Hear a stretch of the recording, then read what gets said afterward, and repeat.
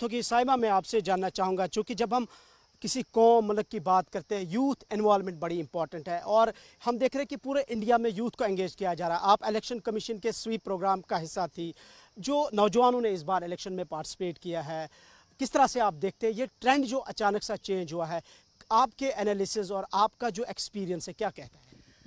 बिल्कुल I was associated with the SVEEP program of Election Commission of India और उसमें मैंने देखा मेरी इंटरेक्शन बहुत सारे फर्स्ट टाइम वोटर्स से हुई, जिसमें खासकर हमारा यूथ था। और यूथ की एस्पिरेशंस को देखना चाहिए, गवर्नमेंट की प्रायोरिटी होनी चाहिए, बिकॉज द वे जहाँ से वोटिंग होती थी वो चेंज हो रहा है। पहले हम ट्रेडिशनल वोटिंग होती थी, उसके बाद आइडियोलॉजी पे लोग वोट देते थे, लेकिन अब वो ज़माना नहीं रहा। अब जो हमारा यूथ है, they are very fully aware, they are educated ones और वो नॉलेजेबल भी है। और अब जो वोटिंग होती है वो कॉग्निशन बेस पे होती है, on the base of merit.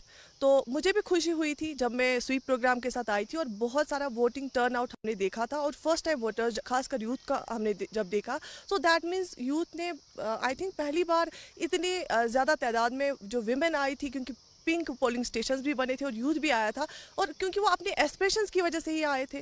खासकर आप देख सकते हैं अनएम्प्लॉयमेंट रेट बहुत ज़्यादा हाई है, इसको गवर्नमेंट को प्रायोरिटी पे लेना चाहिए। साइमा, आपने एक चीज़ यहाँ पे एक बात का जिक्र किया कि आइडियोलॉजी पर यहाँ वोट कुछ डालते थे तो कुछ लोग नहीं डालते, यूथ उससे दूर होती थी।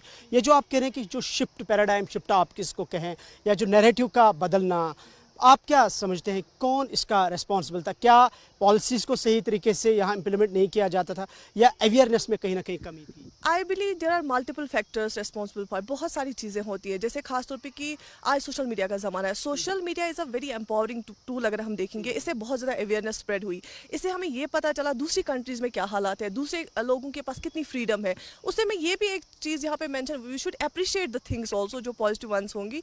हमें पहले लगता था शायद पता नहीं दूसरी कंट्री में क्या ही होता होगा, लेकिन जब अगर हम कंपैरिजन में देखा जाए, फ्रीडम का भी देखा लोगों ने कि कहाँ पे कितनी फ्रीडम हम है, कहाँ पे हम कितना क्या कर सकते हैं, डेवलपमेंट भी देखी।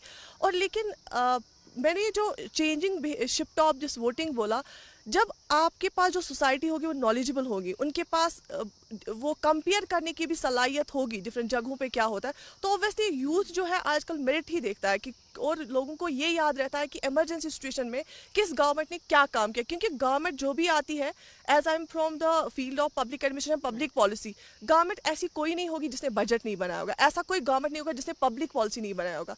लेकिन there are number of ways की पब्लिक पॉलिसी बनेगी। कौन सी गवर्नमेंट लोगों को सेंटर बनाती है पब्लिक पॉलिसी का, वही गवर्नमेंट हमेशा याद रहती है। आप तो कहती हैं कि एक अवेयरनेस, दूसरा एजुकेट करना, सो दैट जब एजुकेशन भी होगी, अवेयरनेस भी होगी, जाहिर सी बात है हमें हालात भी डिफरेंट होंगे।